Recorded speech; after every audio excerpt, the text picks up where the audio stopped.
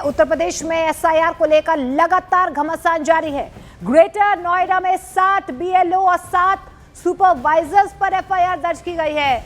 BLO और supervisors पर SIR में लापरवाही के सीधे तौर पर आरोप लग रहे हैं। देखिए, समाजवादी पार्टी की तरफ से एसआईआर को लेकर लगातार सवाल खड़े किए जा रहे थे। बकायदा अखिलेश यादव की तरफ से चुनाव आयोग को एक चिट्ठी भी लिखी गई है। अब यहां पर एक एक्शन लिया गया है।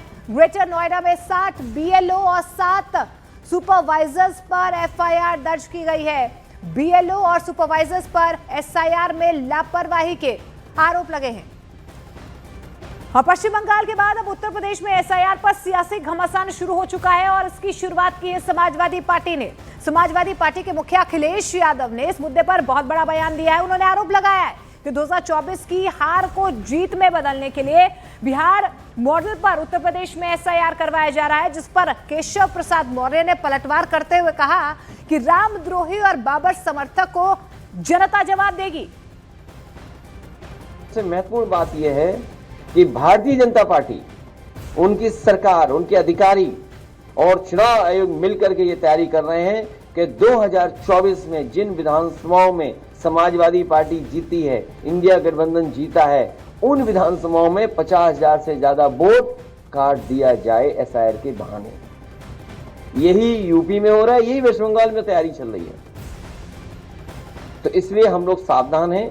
हम पॉलिटिकल लेवल पर, अपनी पार्टी के स्तर पर सभी कार्यकर्ताओं को आपके माध्यम से, अपने संगठन के लोगों को आपके माध्यम से ये अपील भी करते हैं कि पूरी जिम्मेदारी के साथ ये अपनी वोटर लिस्ट ठीक करें। सबसे महत्वपूर्ण बात यह है कि भारतीय जनता पार्टी, अखिलेश यादव कह रहे हैं कि शादी के मौसम में एसआईआर लागू करना भारतीय जनता पार्टी की और चुनाव आयोग की मिलीभगत है, यानी कि आयोग पर भी सवाल खड़ा कर रहे हैं। देखिए, संवैधानिक संस्थाओं का अपमान करना या श्री राहुल गांधी गैंग जो है, जिसमें श्री अखिलेश यादव भी हैं, श्री तेजस्वी यादव भी हैं और टीएमसी की सुश्री ममता बनर्जी जी भी हैं। मैं इतना ही कहूँगा कि जो एसआईआर का विरोध कर रहे हैं वह राजनीतिक रूप से आत्महत्या करने की कोशिश कर रहे हैं। और समाजवादी पार्टी ने एसआईआर के मुद्दे पर चुनाव आयोग को चिट्ठी लिखी है। इस चिट्ठी के जरिए अखिलेश यादव ने एसआईआर प्रक्रिया को 3 महीने और बढ़ाने की मांग की है। तो देखिए, अखिलेश यादव ने उत्तर प्रदेश में एसआईआर को लेकर कई तरह के आरोप लगाए हैं। उन्होंने बीजेपी पर निशाना साधा है, साथ ही साथ बीएलओ के काम के तरीके को लेकर भी सवाल खड़े किए हैं। देखिए, अखिलेश यादव का सबसे बड़ा आरोप यही है कि हार को जीत में बदलने के लिए उत्तर प्रदेश में बिहार मॉडल पर सर्वे करवाया जा रहा है। लेकिन इस बीच आपको यह भी बता दें, देखिए ग्राफिकली हम आपको बताने की कोशिश कर रहे हैं कि एसआईआर को लेकर अखिलेश यादव ने क्या क्या आरोप लगाए हैं। विपक्ष की जीती सीटों पर वोट काटे जाएंगे, ये कहीं ना कहीं अखिलेश यादव की तरफ से आरोप लगाया जा रहा है। उनकी तरफ से सीधे तौर पर ये कहा जा रहा है, अखिलेश यादव ने कहा कि उत्तर प्रदेश में जिन सीटों पर विपक्ष ने जीत दर्ज की है, उन सीटों पर ज्यादा से ज्यादा वोट काटे जाएंगे। अखिलेश यादव ने यह भी दावा किया है कि एसआईआर के जरिए विपक्ष की एक सीट पर 50,000 वोट काटने का पूरा प्लान तैयार किया जा रहा है। आगे वो आरोप लगाते हैं कि बिना किसी तैयारी के उत्तर प्रदेश में एसआईआर करवाया जा रहा है। अखिलेश यादव ने यह भी दावा किया है कि सर्वे के लिए बीएलओ किसी मतदाता के घर नहीं जा रहे हैं और फॉर्म बांटे बिना ही बीएलओ कंप्यूटर में फर्जी आंकड़े भर रहे हैं। लेकिन इस बीच आपको बता दें, अखिलेश यादव के बयान पर सियासी घमासान जारी है। बीजेपी ने कहा है कि सभी दलों ने चुनाव आयोग के सामने, सभी दलों को अपनी बात रखनी चाहिए, यह बीजेपी की तरफ से कहा जा रहा है। तो वहीं कांग्रेस ने मनमाने तरीके से नाम काटने और जोड़ने का आरोप लगाया। सब लोग जानते हैं, बिहार में एसआईआर जब प्रारंभ हुआ तो कांग्रेस पार्टी ने, राष्ट्रीय जनता दल ने वोट अधिकार यात्रा निकाली और समाज में एक संदेश देने का काम किया।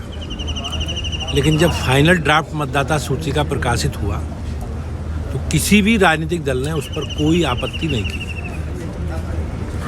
ये केवल समाज में अनिश्चितता पैदा करके लोकतांत्रिक संस्थाओं के प्रति अविश्वास समाज में खड़ा करना चाहते हैं। कहीं भी नाम काट करके कहीं भी चढ़ा देंगे। बल्कि मैं भूल गया कहना, जब तक कांग्रेस के लोग, विपक्ष के लोग बीएलए बनाने में ध्यान नहीं देंगे, और ये जो प्रक्रिया इस समय चल रही है सर की, इस पर ध्यान नहीं देंगे तब तक लड़ाई कमजोर हो जाएगी। कहीं भी नाम काट करके कहीं भी चढ़ा देंगे। बल्कि मैं भूल गया कहना, जब तक कांग्रेस के लोग, विपक्ष के लोग बीएलए बनाने में ध्यान नहीं देंगे और ये जो प्रक्रिया इस समय चल रही है सर की, इस पर ध्यान नहीं देंगे तब तक लड़ाई कमजोर हो जाएगी। और उत्तर प्रदेश में एसआईआर को लेकर जिस तरह से अखिलेश यादव ने सवाल उठाए हैं, उसका जवाब उत्तर प्रदेश के मुख्य चुनाव अधिकारी नवदीप रेणुआ ने दिया है। उन्होंने कहा है कि सभी राजनीतिक दलों के एजेंट और बीएलओ के वो संपर्क में हैं। उन्होंने यहां तक कहा है कि जो प्रक्रिया है उसे पूरा करना ही होगा और अभी तक सब कुछ ठीक ठाक चल रहा है।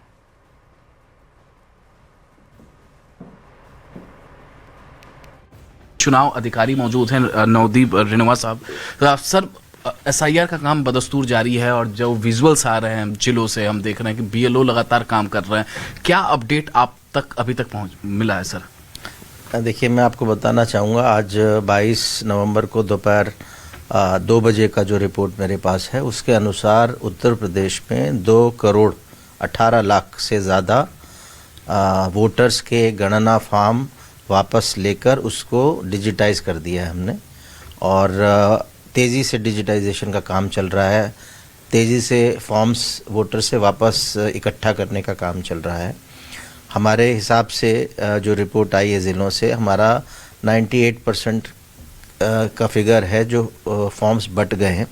लेकिन फिर भी हम सभी निर्वाचन अधिकारियों को यही बता रहे हैं कि आप अपने सभी सूत्रों से, राजनीतिक दलों से, मीडिया से, अपने कर्मचारियों से पता लगा लें कि कोई भी गांव, कोई भी बस्ती, मोहल्ला, कोई गली, कोई एरिया, कोई हाउसिंग सोसाइटी ऐसी ना बचे जहां हमारा बीएलओ ना गया हो और जहां वोटर्स को एन्यूमरेशन फॉर्म ना मिले हों। फॉर एग्जांपल, किसी का जो वोटर लिस्ट में नाम है वो पश्चिम बंगाल में भी है, दिल्ली में भी नौकरी कर चुका है, दिल्ली में भी है, उत्तर प्रदेश में भी है, तो उत्तर प्रदेश में भी है, तो तीनों जगह में से कहीं एक जगह उसका नाम बचेगा, ऑटोमेटिकली 2 जगह से कट जाएगा। देखिए, इसमें एसआईआर में जहाँ जहाँ व्यक्ति का नाम है वहाँ वहाँ उसके नाम से फॉर्म आएगा, बीएलओस फॉर्म देंगे। बहुत महत्वपूर्ण है कि ऐसे व्यक्ति जिनका किन्हीं कारणों से एक से अधिक बार नाम है, वो इस एसआईआर में केवल एक जगह साइन करके दें। यदि उन्होंने 2 जगह, उन्होंने या उनके परिवार के लोगों ने साइन करके दे दिया और उनका नाम दोबारा आ गया और ड्राफ्ट वोटर लिस्ट में अगर डुप्लीकेसी, हम लोगों के पास टेक्नोलॉजिकल वेरविदल है कि डुप्लीकेसी पकड़ सकें, तो ऐसे लोगों के खिलाफ कार्रवाई होगी। और एसआईआर पर अखिलेश के बयान के बाद मुस्लिम धर्मगुरु मौलाना सैफ अब्बास भड़क गए हैं। उन्होंने कहा है कि ये लोग अफवाह से दहशत फैला रहे हैं। सैफ अब्बास ने कहा है कि एसआईआर वोट काटने के लिए नहीं बल्कि जोड़ने के लिए है। उसको रिफाइंड होते रहना चाहिए कि जो लोग दुनिया से गुजर गए हैं उनके नाम कट जाएं, जो लोग ने दूसरी जगह जाकर रहने लगे हैं वो उनके नाम हटा दिए जाएं, जो लोग नए आके रह रहे हैं उनके नाम ऐड किए जाएं। तो अगर ये प्रक्रिया चल रही है एसआईआर के तहत इलेक्शन कमीशन की तरफ से, तो मैं समझता हूं इससे किसी को दहशत में नहीं आना चाहिए। बल्कि मैं तो ये समझता हूं जो लोग कह रहे हैं कि वोट कटने के लिए, काटने के लिए काम किया जा रहा है, बल्कि वोट काटने के लिए नहीं, वोटों को जोड़ने के लिए किया जा रहा है।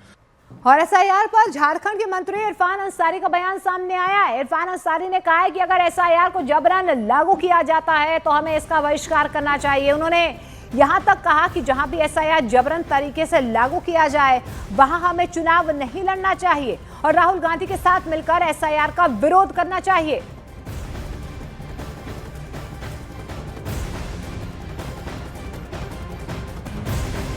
तो बिहार में जबरन कर दिया गया था, तो हम लोग को तो बहिष्कार कर देना चाहिए था चुनाव का। ऐसे भी हार था और बहिष्कार कर देते तो ऐसे भी हार होता है।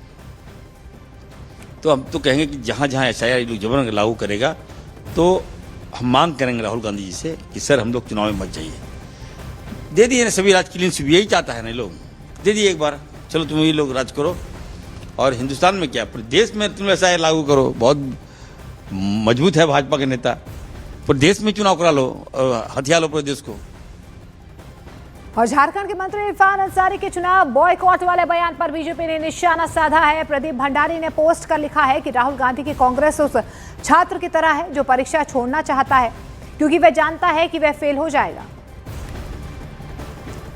और इस बीच बंगाल से ये खबर है, बंगाल के नदिया में महिला बीएलओ रिंकू तरफदार की खुदकुशी पर टीएमसी की तरफ से बकायदा एक्स पर एक पोस्ट किया गया है।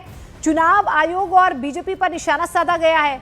टीएमसी ने लिखा है कि एक और निर्दोष जिंदगी एसआईआर के खौफ में खत्म हो गई। इंसानी हद से ज्यादा प्रशासनिक दबाव, अव्यवहारिक डेडलाइंस और छोटी छोटी गलतियों पर सजा मिलने के लगातार डर ने नदिया के शीतलता की बीएलओ रिंकू तरफदार को मानसिक तौर पर तोड़ दिया। इस असहनीय हालात में वे मजबूर हो गई और उन्होंने अपनी जान ले ली।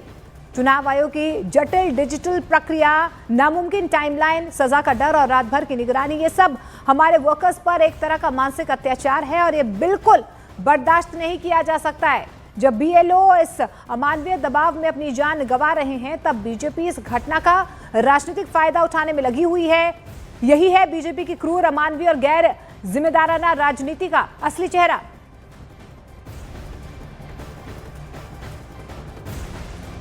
और बीएलओ खुदकुशी केस में टीएमसी ने चुनाव आयोग और बीजेपी पर निशाना साधा है और पूछा है कि आखिर इस घटना की जिम्मेदारी कौन लेगा।